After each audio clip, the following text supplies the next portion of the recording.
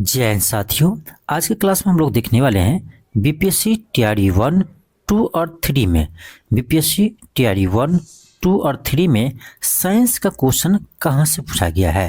यानी आज हम लोग साइंस का सोर्स देखने वाले हैं कि साइंस का क्वेश्चन आपका टीआरई 1, 2, 3 में कहाँ से पूछा गया है और प्रत्येक क्वेश्चन का आपको सोर्स दिखाएंगे और ये सारा सोर्स आपका एनसीईआरटी से होगा। ठीक है, तो आपका एनसीईआरटी से सारा सोर्स हम आपको दिखाने वाले हैं। तो इस वीडियो को आप जरूर शेयर कीजिएगा और यदि चैनल पर नए हो तो चैनल को जरूर सब्सक्राइब कर लीजिएगा।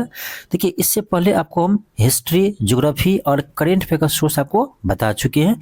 आज हम लोग साइंस का देखने वाले हैं। तो चलिए आपको हम स्टार्ट करते हैं इस क्लास को।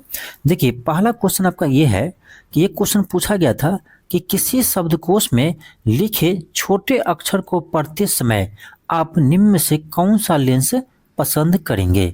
ठीक है, और ऑप्शन आप पढ़ लीजिए।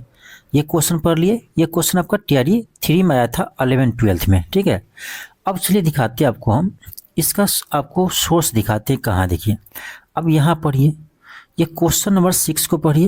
यहाँ पर क्या लिखा है कि किसी शब्दकोश में पाए गए छोटे अक्षरों को पढ़ते समय आप निम्नलिखित में से कौन सा लेंस पसंद करेंगे। कौन सा लेंस पसंद करेंगे। तो अब देखिए, सेम टू सेम क्वेश्चन। ये क्वेश्चन आपका क्लास 10th का है, एनसीईआरटी और चैप्टर नंबर 9 है। ठीक है, एनसीईआरटी क्लास 10th है, चैप्टर नंबर 9 है। अब देखिए, बीपीएससी क्या किया है, थोड़ा सा दिमाग लगाया कि जो इसका सही आंसर है ना, इसमें ऑप्शन में ही नहीं दिया है। देखिए ना, जो इसका सही आंसर है वो आपका ऑप्शन में ही दिया है। तो किसी छोटे शब्दकोश को पढ़ने के लिए आप कौन सा लेंस करेंगे, तो सबसे पहले उत्तल लेंस करेंगे। क्यों? क्योंकि इसमें इमेज बड़ा बनेगा, प्रतिबिंब बड़ा बनेगा। ठीक है, तो उत्तल लेंस तो आपको पता है। ठीक है, उत्तल लेंस आपको पता है, लेकिन इसका करेक्ट आंसर जो आपका एनसीईआरटी में है, इसमें जो करेक्ट आंसर एनसीईआरटी दिया है वो दिया आपका 5 सेंटीमीटर फोकस वाली उत्तल लेंस। ठीक है, 5 सेंटीमीटर फोकस वाली उत्तल लेंस। अब देखिए, इसका आंसर यहाँ सी है, 5 सेंटीमीटर फोकस दूरी वाले उत्तल लेंस। अब देखते हैं कि बीपीएससी जो पूछा है इसमें कहीं ऑप्शन है 5 सेंटीमीटर वाले उत्तल लेंस, तो कहीं भी ऑप्शन आपको नहीं दिखेगा। कहीं भी ऑप्शन नहीं दिखेगा, तो ऑप्शन ई दिया था इसका आंसर 5 सेंटीमीटर वाले उत्तल लेंस। अब देखिए, सेम टू सेम प्रश्न पूछा है, यानी जो क्वेश्चन आपके एग्जाम में पूछा है वही question same to same NCERT में दिया हुआ है। तो पहला क्वेश्चन मिल गया आपका। ठीक है, अब देखिए, ये क्वेश्चन अच्छा क्वेश्चन है। अब चलिए दिखाते हैं आपको अगला क्वेश्चन। देखिए, ये आपका क्वेश्चन है, इसमें अगर किसी विद्युत परिपथ में कौन सा विद्युत पावर को प्रदर्शित नहीं करता है, यानी पावर का कौन सा फॉर्मूला नहीं है। तो आप पढ़े होंगे P बराबर V² होता है, P बराबर I² इंटू R होता है, P बराबर V इंटू I होता है। ठीक है, ये 3 फार्मूला होता है। इसमें अगर कौन नहीं है, तो कौन नहीं है तो आप इसमें देख सकते हैं ऑप्शन ए में जो है I इंटू R² वो नहीं है। अब चलिए दिखाते हैं ये क्वेश्चन कहाँ से पूछा गया। यहाँ आइए, यहाँ पर देखिए, ये आपका एनसीईआरटी का एग्जाम्पल है जो लास्ट में दिया जाता है। एनसीईआरटी है क्लास 10th का। ठीक है, और चैप्टर नंबर 11 का है। इसमें क्या आपका कि निम्नलिखित में से कौन सा विद्युत परिपथ में विद्युत शक्ति को निरूपित नहीं करता है। सेम टू सेम प्रश्न है, सेम टू सेम प्रश्न है। अब देखो, ऑप्शन बी होगा I इंटू R²। अब देख लिए, ये सेम टू सेम एनसीईआरटी से उठाकर आपके एग्जाम में पूछ दिया है। ठीक है, चलिए और दिखाते हैं आपको। हाँ, एक सेकेंड, ये भी क्वेश्चन पूछा गया है लेकिन मुझे मिला नहीं। लेकिन मुझे ये लगता है क्वेश्चन पूछा गया आपके एग्जाम में, लेकिन मुझे अभी हम ढूंढे हैं तो आपका टीआरई 1, 2, 3 में मुझे कहीं मिला नहीं है। लेकिन ये क्वेश्चन पूछा है, मुझे याद है। ठीक है, आप बताइएगा ये क्वेश्चन यदि पूछा होगा तो। ठीक है, नेक्स्ट आपका क्वेश्चन ये है कि धारा घनत्व होता है, यानी इसको बोलते हैं इंग्लिश में हम करेंट डेंसिटी। क्या बोलते हैं? Current density. तो कर आपका करेंट डेंसिटी जो है वो क्या होता है, तो करेंट डेंसिटी एक वेक्टर क्वांटिटी होता है। ऑप्शन क्या होगा? बी होगा। चलिए इसका प्रूफ दिखाते हैं। ये आपका क्लास आपका 12 से है, क्लास 12 के एनसीईआरटी से पूछा गया है। यहाँ देखिए, करेंट डेंसिटी को यहाँ पर डिफाइंड किया गया है। चलिए आगे आपको दिखाते हैं। आगे आपको दिखाते हैं। ये देखिए, ये जो आपका है जे, वो क्या है? करेंट डेंसिटी है। अब यहाँ देखिए, यहाँ क्या लिखा है? जे बराबर सिग्मा इंटू ई। जे बराबर करेंट डेंसिटी बराबर सिग्मा इंटू ई। अब देखिए, आपको दिखाते हैं यहाँ क्या लिखा हुआ है। यहाँ देखिए, यहाँ आपको डायरेक्ट हम दिखा रहे हैं। एक सेकेंड, हाँ देखिए क्या लिखा हुआ है। यहाँ देखिए, करा कि the current through unit area normal to the current is called directed along E and is also vector. जो जे है करेंट डेंसिटी है वो क्या है, ऑल्सो एक वेक्टर क्वांटिटी है, और जिस दिशा में इलेक्ट्रिक फील्ड होगा उसी दिशा में आपका वेक्टर क्वांटिटी इसी दिशा में आपका यानी ये करेंट डेंसिटी भी होगा, क्योंकि जे बराबर क्या है, जे बराबर सिग्मा इंटू ई है, सिग्मा इंटू ई है, तो जो आपका डायरेक्शन इलेक्ट्रिक फील्ड का होगा वही आपका करेंट डेंसिटी का होगा। यहाँ दिया हुआ है कि ये क्या है, वेक्टर क्वांटिटी है। अब चलिए दिखाते हैं ये क्वेश्चन। देखिए ये क्वेश्चन ना बहुत ही अच्छा क्वेश्चन है। क्वेश्चन कह रहा है एक सामान्य नेत्र लेंस की नाभिक दूरी होती है लगभग, नाभिक दूरी होती है लगभग, ये क्वेश्चन पूछा है और इसका आंसर बीपीएससी दिया था 2 सेंटीमीटर। क्या दिया था बीपीएससी, 2 सेंटीमीटर। अब चलिए हम इसका भी आपको प्रूफ दिखाते हैं। ये भी क्वेश्चन को हम प्रूफ ढूंढ लिए हैं। देखिए ये लेकिन क्लास आपका 12 से है, ठीक है, क्लास 12th में आपको एनसीईआरटी मिलेगा। यहाँ आपको हम सीधे दिखा रहे हैं, इसका आंसर दिखा रहे हैं। यहाँ देखिए यहाँ आपको क्लास 12th में जाइएगा ना तो यहाँ पर एक द आई यानी आई के बारे में आपको अलग से बताया गया है। इसी में आपको यहाँ पर इंफॉर्मेशन दिया हुआ है कि इसका जो लेंथ होता है वो आपको पता है 2.5 सेंटीमीटर, ठीक है, कितना होता है 2.5 सेंटीमीटर। लेकिन बीपीएससी इसको कितना दिया है आंसर, तो 2 सेंटीमीटर दिया है, और यहाँ भी आपको लगभग पूछा था तो दे सकते हैं, ठीक है। तो ये क्वेश्चन आपको यहाँ से पूछा गया है। और दिखाते हैं आपको ये क्वेश्चन। देखिए ये क्वेश्चन आपका है कि फ़ारेनहाइट पर परम शून्य का मान कितना होगा, यानी परम शून्य तापमान। अब देखो परम शून्य तापमान यदि आपको पता होता तो आप ऐसे भी इसको कन्वर्ट करके बना लेते, ठीक है।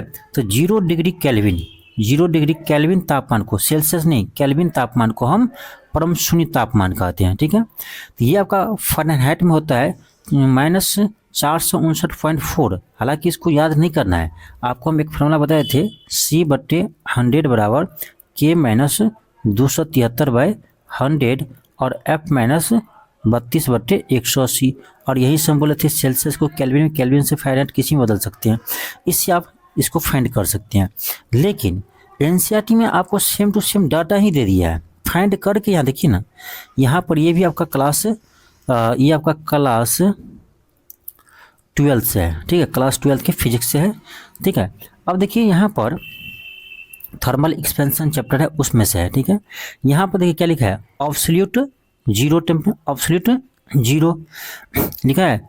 देखो केल्विन में कितना है, 0 केल्विन में है, सेल्सियस में कितना है -273.15 सेल्सियस है, और फ़ारेनहाइट में कितना है तो -459.69 फ़ारेनहाइट है। अब देखिए यहीं से आपका क्वेश्चन उठाकर आपसे पूछ दिया है, देखिए है ना, यहीं से आपका क्वेश्चन पूछ दिया है। अब चलिए देखते हैं आगे, अगला क्वेश्चन दिखाते हैं आपको। ये क्वेश्चन देखिए क्या कह रहा है, सितारों के चमकने की प्रकाशीय प्रक्रिया निम्नलिखित में से किसके कारण होती है। यानी ये आपका तारा जो है, सितारे तारा वो क्यों चमकते हैं, तो वातावरणीय अपवर्तन के कारण। इसका आंसर बी होगा। ये TRE 3 में पूछा है 1 to 5 में। अब चलिए हम दिखाते हैं इसका भी प्रूफ। अब आ जाइए, ये आपका क्लास 10th के एनसीईआरटी में है, ठीक है, क्लास 10th के साइंस के एनसीईआरटी में है। देखो क्या है, ये आपको मिलेगा फिजिक्स, इसमें आपका एनसीईआरटी में फिजिक्स केमिस्ट्री बायो तीनों एक ही में है आपका क्लास 10th में, ठीक है। तो ये आपका एनसीईआरटी क्लास 10th का है। इसमें देखिए साफ साफ यहाँ लिखा हुआ है कि तारों के प्रकाश के वायुमंडलीय अपवर्तन के कारण ही तारे टिमटिमाते हैं। सेम भाषा भी लिखा हुआ है, वायुमंडलीय अपवर्तन, सेम यहाँ पर लैंग्वेज भी लिखा हुआ है जो आपका ऑप्शन में दिया गया है। तो ये क्वेश्चन यहाँ से पूछा गया है। आपको हम एक एक क्वेश्चन का प्रूफ दिखाएंगे, जैसे आपको हम हिस्ट्री का प्रूफ दिखाए हैं, ठीक है। यदि आप वीडियो नहीं देखे तो एक बार जाकर देख लीजिएगा। हिस्ट्री का सोर्स बताए हैं आपको, ज्योग्राफी का सोर्स आपको बताए हैं, करेंट अफेयर का सोर्स आपको बताए हैं। तो ये वीडियो यदि आप नहीं देखें ना तो मैं लगा दूंगा इसके डिस्क्रिप्शन में, वहाँ से आप देख लीजिएगा, बहुत ही बेहतरीन है। आपका हिस्ट्री कहाँ से पूछता है, ज्योग्राफी कहाँ से पूछा गया, करेंट कहाँ से पूछा गया, ये आपको हम बता चुके हैं। आज हम साइंस का बता रहे हैं। देखिए क्वेश्चन है, विद्युत धारा फ्यूज किस प्रभाव पर कार्य करती है। The electric fuse work on the, यानी जो फ्यूज होता है वो फ्यूज तार किस सिद्धांत पर कार्य करते हैं। ये करते हैं आपका विद्युत धारा का तापीय प्रभाव पर, ठीक है, हीटिंग इफेक्ट ऑफ करेंट। इसका आंसर सी होगा।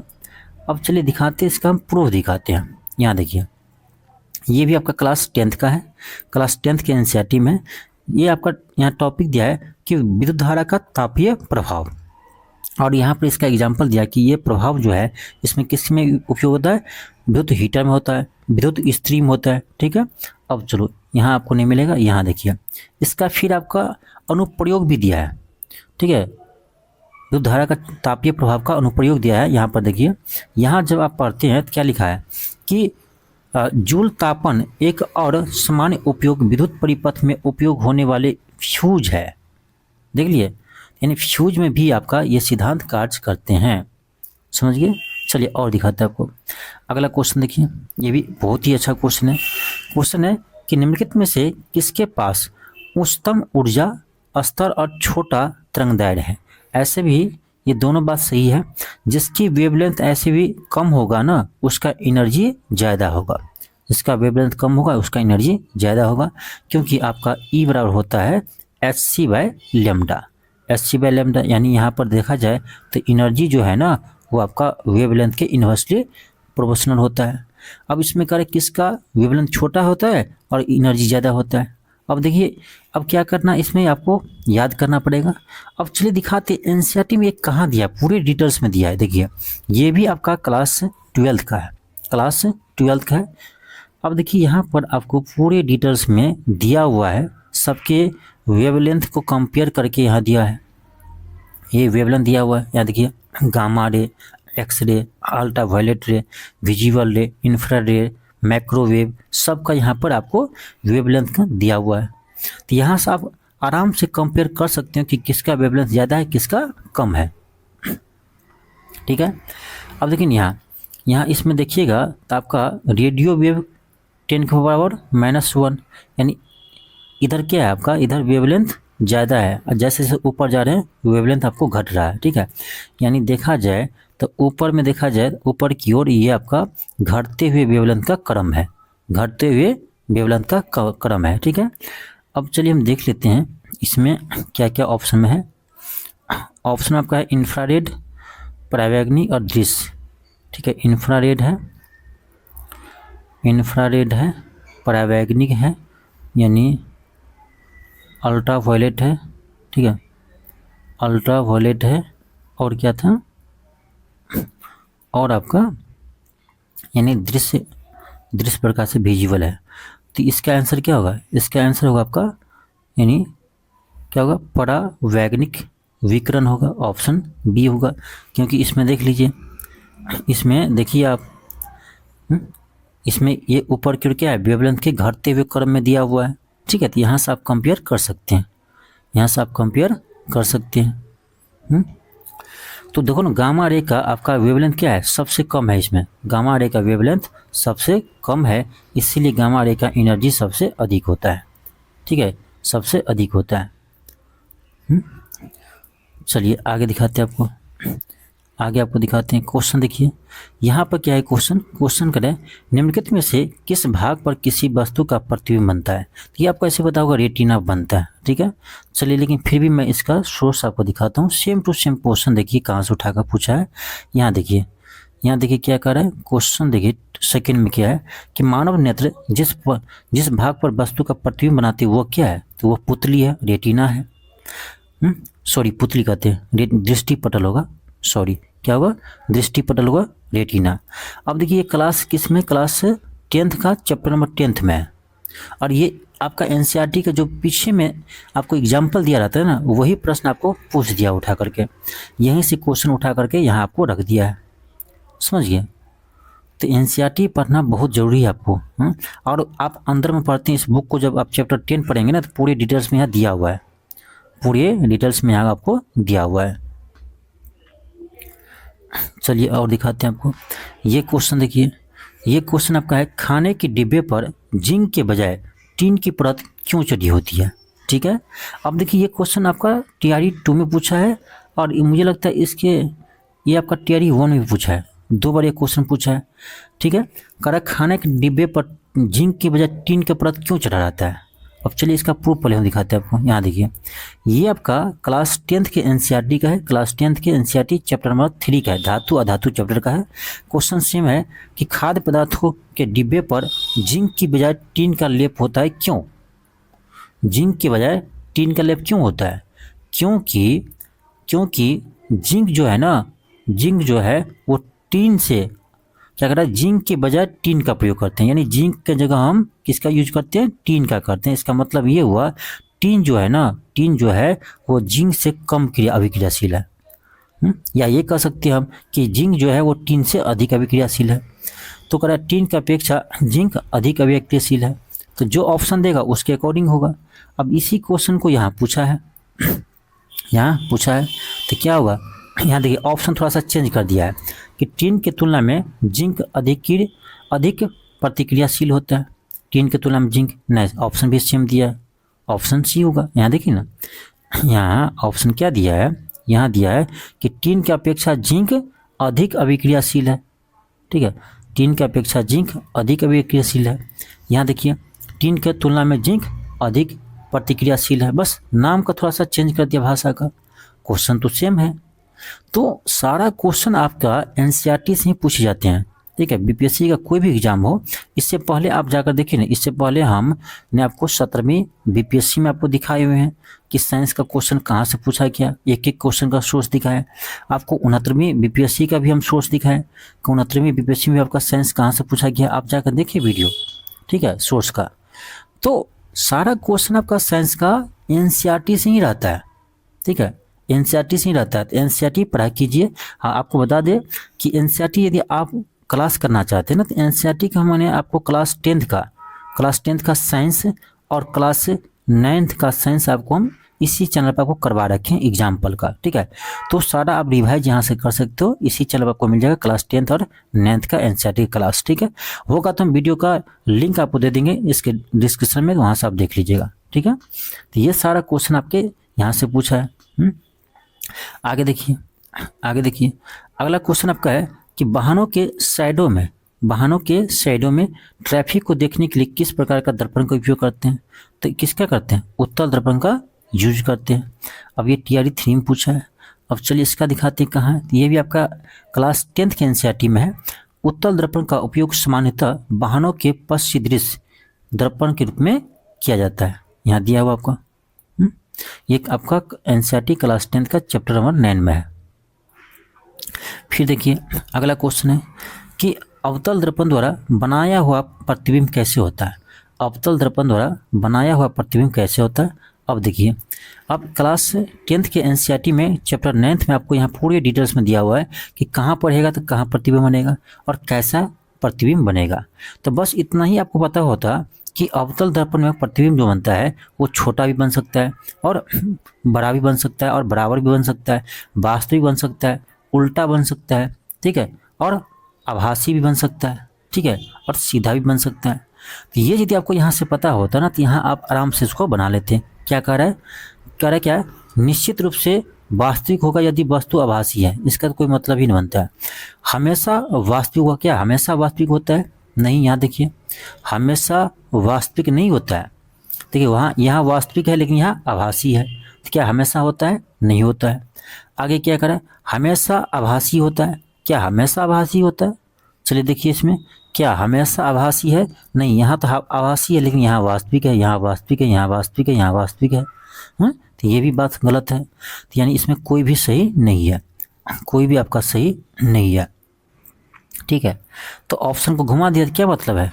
तो ये बन जाएगा आपको यदि पता है तो।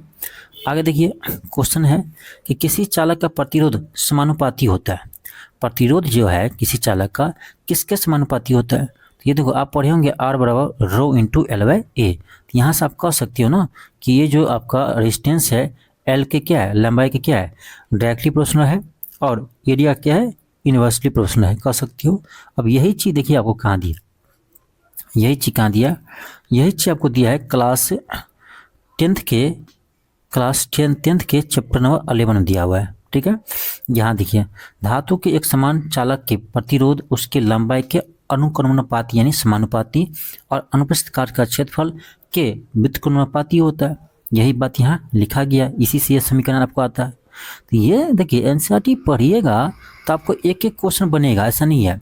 ये क्वेश्चन देखिए, ये कह रहा है प्रिज्म द्वारा सफ़ेद प्रकाश के परिक्षेपण में कौन सा रंग अधिकतम विचलित होगा। पता है मुझे, आपको पता होगा कि सबसे अधिक विचलित किसका होता है, बैगनी का।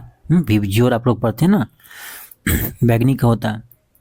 लेकिन ये आपको देखिए एनसीईआरटी में अच्छे से यहाँ दिया हुआ है। ये क्लास 10th के एनसीईआरटी के चैप्टर नंबर 10th में है, 10 में है कि लाल प्रकाश सबसे कम झुकता है और बैगनी सबसे अधिक झुकता है। और भी डिटेल्स इसमें दिया हुआ है, लेकिन आपको हम प्रूफ दिखा रहे हैं, तो जो क्वेश्चन में है वही आपको दिखा रहे हैं। आगे देखिए, आगे कर आपका कि चुंबकीय क्षेत्र यानी मैग्नेटिक फील्ड, क्या कर रहा है, चुंबकीय क्षेत्र यानी मैग्नेटिक फील्ड क्या है, वेक्टर है कि स्केलर है। तो आप यदि क्लास 12 साइंस से किए हैं तो आपको पता ही होगा क्या ये वेक्टर है, सदिश राशि है, वेक्टर है। अब लेकिन इसका चलिए प्रूफ दिखाते हैं। ये देखिए, ये क्लास 12 का ही है, मैग्नेटिज्म का ये चैप्टर है, उसी में आपका है।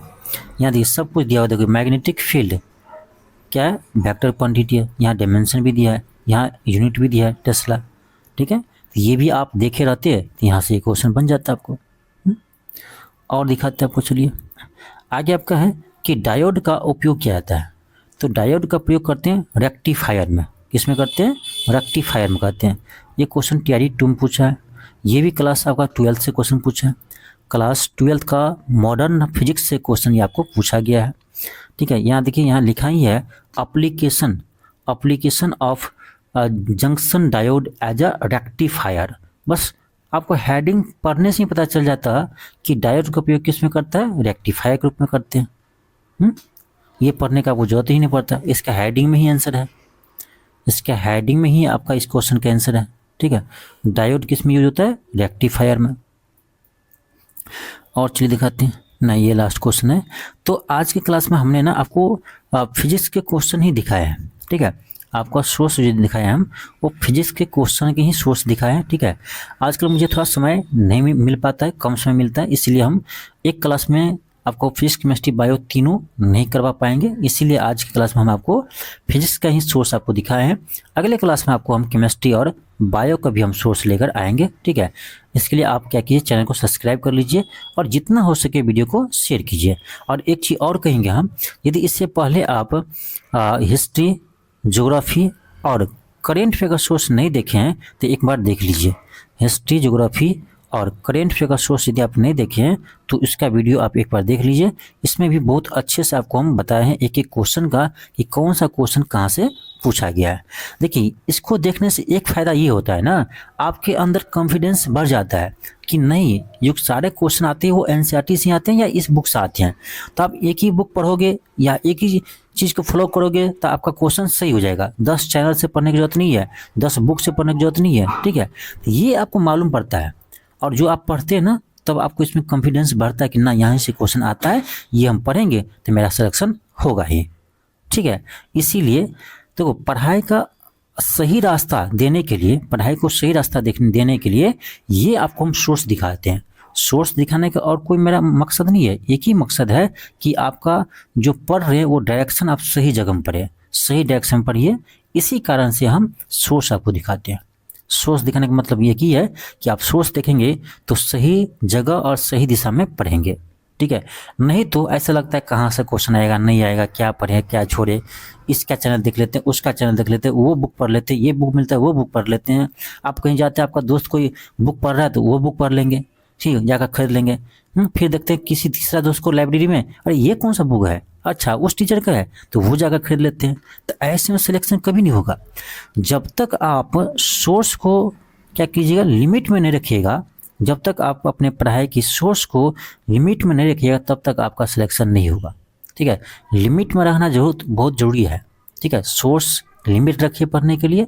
आप एक ही सोर्स को आप 5 बार 10 बार पढ़िए। ठीक है, 10 बुक पढ़ने की जरूरत नहीं है।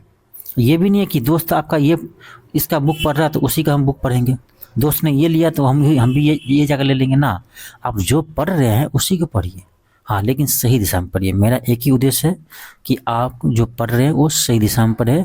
ये सोर्स देखेंगे तभी आपको पता चलेगा। तो चलिए मिलते हैं आपको नेक्स्ट क्लास में। हम आपको केमिस्ट्री और बायो का सोर्स लेकर आएंगे नेक्स्ट क्लास में। चलिए आज के लिए इतना ही। थैंक यू, धन्यवाद।